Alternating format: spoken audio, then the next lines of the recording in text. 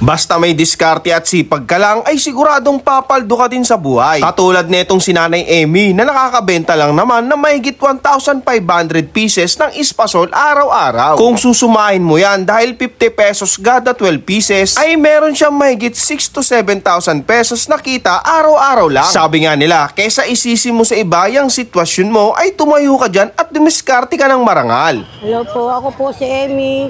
Nagtitinda po ng espasol sa Quiapo. Magkano naman po itong espasol niyo, Nay? 12 piraso po, 50. Kayo po ba gumagawa nito, Nay? Hindi po, inaango ko lang po. Ba't parang yung iba, ma'am, mas maputi? Opo, kasi po yung iba brown. Ito po. Pares naman po kasi lang. Hindi masyado nagiling po eh. So nakakailang ganito kayo, ma'am? 1.5 po. Sa maghapon, kita niyo po yun. Mali. Minsan 1,000 na po. 1.5 piraso, pieces. 1,500 pieces yung nabibenta ninyo nito. Araw-araw. Opo. Anong oras po kayo dito lagi matatagpuan sa ano? Alas 8 po ng umaga. Umikot-ikot lang kayo dito, ma'am? Opo. Meron po ba kayong ini-stayan o tinatambayan? Paikot-ikot lang po sa may simbahan, butas dito na po. Pabalik-balik lang kayo dito. Nandito tayo guys sa may Quiapo, may nakasalubong tayo nagtitinda ng espasol. Ito guys, si Nanay Emmy, ayan. 50 pesos, 12 peraso. Gawa to sa malagkit na bigas. Ayan Isang araw daw to maghapon ginagawa. Ayan Wow. So tikman natin. Actually guys, parang nakatim na ata ako nito dati, pero wala akong idea kung paano ginagawa to.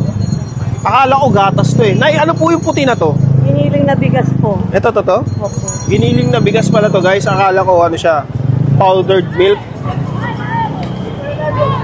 Ayan Tingnan natin guys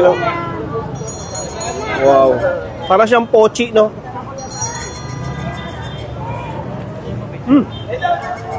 Pag kumain ka ng bigas, yung hilaw, tapos kinain mo, ganun yung lasa niya. Kaso durog siya, powderized na siya.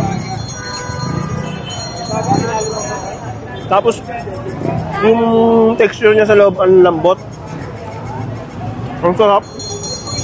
Especially kung mahilig ka sa mga ganitong kakanin. Ako mahilig kasi ako dito, na-appreciate ko yung mga ganito. So anyway, 1, 2, 3, go. So anyway guys, bago ko ito tapusin, maraming salamat nga pala sa sponsor natin. Maraming salamat nga pala sa Grain Smart. Ayan guys, kung naghanap kayo ng brown rice coffee, ayan, naging isang coffee na gawa sa brown rice coffee. Ayan. Napakadami niyang benefits guys. May mga okra siya, mangustin, barley, saka malunggay. Ayan, maraming salamat Grain Smart. At kung naghanap kayo ng staycation dito guys sa may NCR, Parañaque lang guys, Azor.